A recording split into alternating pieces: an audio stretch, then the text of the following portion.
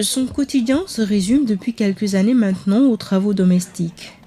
Pourtant, cette jeune malienne issue de Niéguine dans la région de Ségou à 240 km de Bamako fut une brillante élève.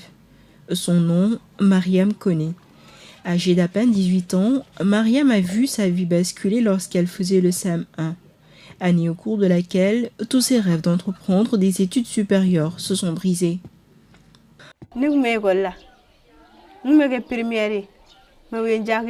J'allais à l'école, j'étais même première de ma classe, mais ils m'ont mariée de force quand j'étais en 6e. Je n'avais aucune envie d'abandonner l'école, j'allais me séparer de mes copines. Cela m'angoissait et me coupait le sommeil. Entre mon mari et moi, c'était difficile. Puis je suis tombée enceinte, cela m'a beaucoup fatiguée. Ensuite, il y a eu les difficultés de l'accouchement.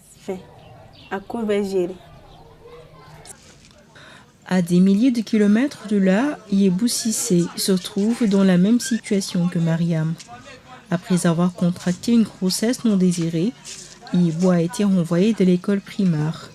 Aujourd'hui, que de regrets pour cette jeune Sierra-Léonaise qui rêve de retourner un jour à l'école. J'allais à l'école primaire du nom de Robinson. Lorsque le gouvernement a fermé les écoles lors de l'épidémie à virus Ebola, j'ai commis l'erreur de tomber enceinte.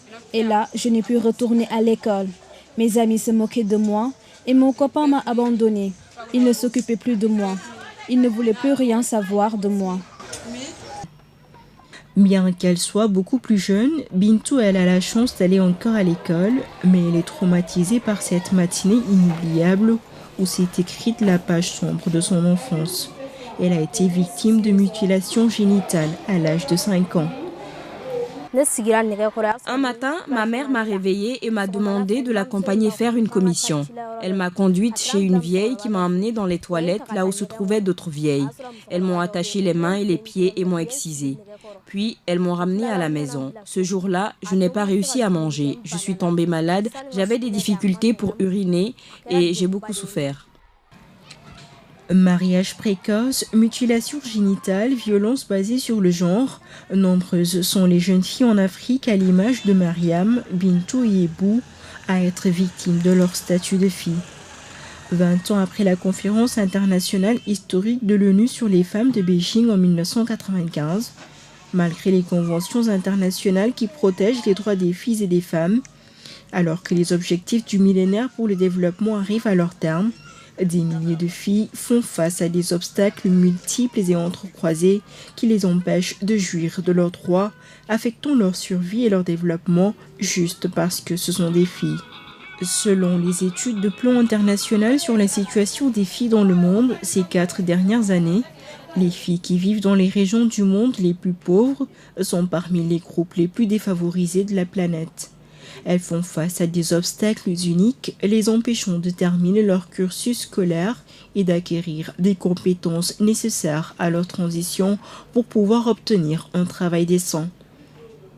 Le premier problème, c'est le problème lié au mariage précoce. Et dans notre région, il y a plusieurs filles qui se marient jusqu'à présent avant l'âge de 18 ans, malgré que les pays ont signé les conventions relatives aux droits de l'enfant. Dans notre région, il y a beaucoup de filles qui sont forcées au mariage et nous sommes finalement de travailler avec les différents pays pour pouvoir essayer de contrôler ce phénomène et de pouvoir mettre fin à ce phénomène. Et le meilleur moyen pour nous de mettre fin à ce phénomène est l'éducation. Ça, c'est une première problématique. La deuxième problématique, c'est tout ce qui est lié à la violence faite aux filles. Et la première violence qui me vient en tête, au fait, c'est les mutilations génitales. Ça, je sais que c'est un débat où il y a beaucoup de controverses, mais la réalité est que la mutilation génitale des filles, ce n'est pas bien. C'est au-delà du fait qu'on affecte en fait, la fille dans son intégrité physique. Les études ont prouvé que ça a des conséquences énormes, néfastes sur la vie de la fille à l'avenir. D'après l'Organisation Plan International, la discrimination envers les filles est l'une des causes principales de la pauvreté chez l'enfant. Les filles et les garçons ont les mêmes droits mais font face à des défis différents pour accéder à ces droits. Sur une série d'indicateurs sur le bien-être, les filles sont systématiquement désavantagées. qu'il s'agisse des domaines de la santé, l'éducation, l'alimentation, la nutrition, l'intégration sur le marché du travail et le poids des tâches ménagères. Elles subissent davantage de violences et d'harcèlement sexuel et elles doivent s'occuper des tâches ménagères, ce qui limite leur potentiel de développement intellectuel. Pour plus de justice sociale, d'égalité des chances et d'impact sur le développement, Plan mène depuis 2010 une campagne mondiale dénommée Because I'm a Girl. Parce que je suis une fille est une campagne qui a été lancée par Plan en 2012 pour justement se focaliser sur les problématiques qui sont spécifiques aux filles, telles que le mariage des enfants, telles que les mutilations génitales féminines, les grossesses précoces, toutes ces problématiques qui ne regardent que les filles et qui trop souvent sont ignorées justement parce que les filles ont tendance à être diluées dans la catégorie des femmes ou dans la catégorie des enfants.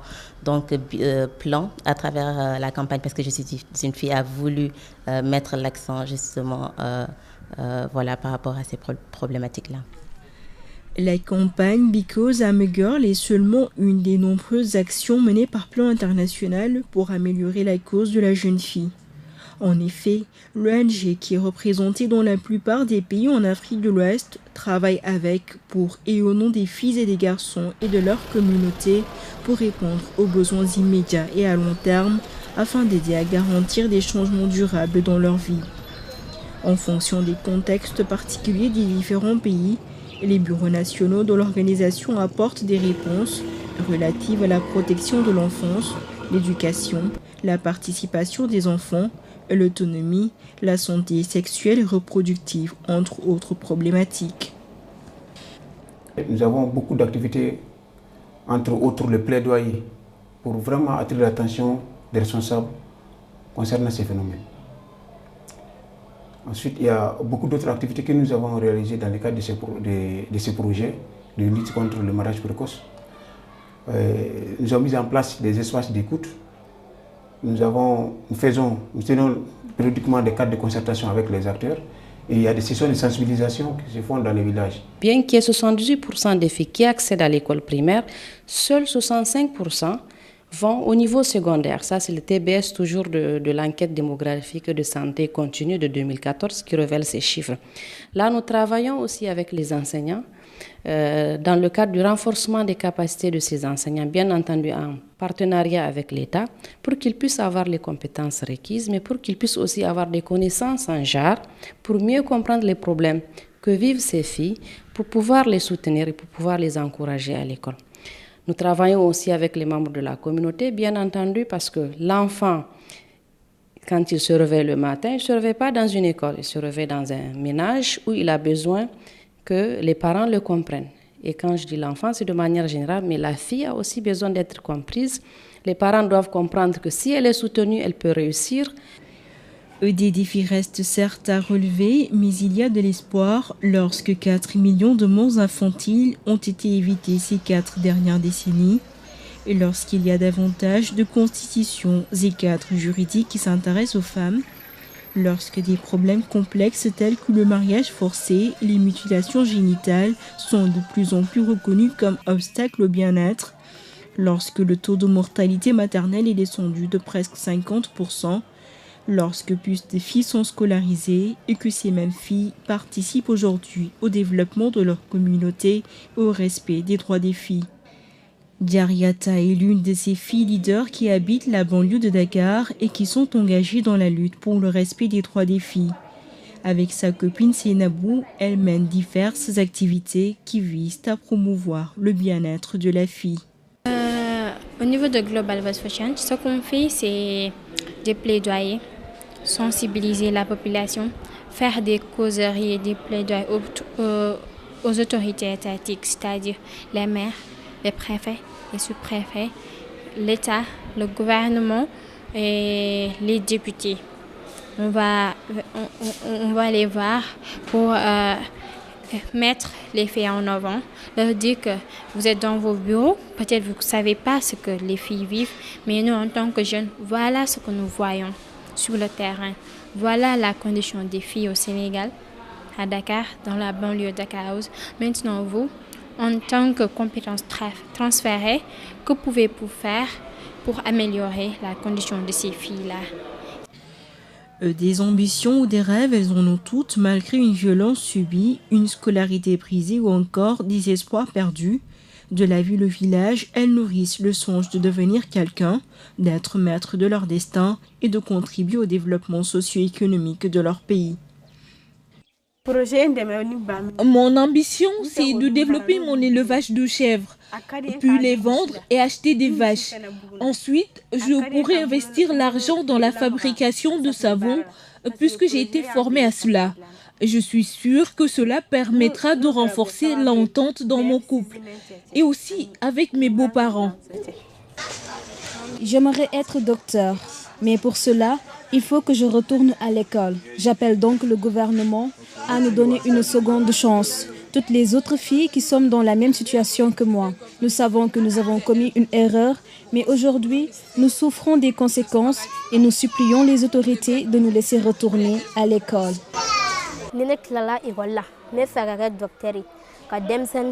Je veux continuer mes études, je ne veux pas me marier tôt. Je veux aller au bout de mes études pour avoir un bon travail. Après mes études, je souhaite être médecin. Dans mon pays, il y a trop de décès d'enfants. Je veux soigner les enfants, les empêcher de tomber malades, combattre les maladies comme la poliomyélite. Tout n'est pas perdu pour ces jeunes filles, mais il faudrait d'abord que les chartes et conventions internationales prises en leur faveur soient signées, ratifiées et appliquées par les pays.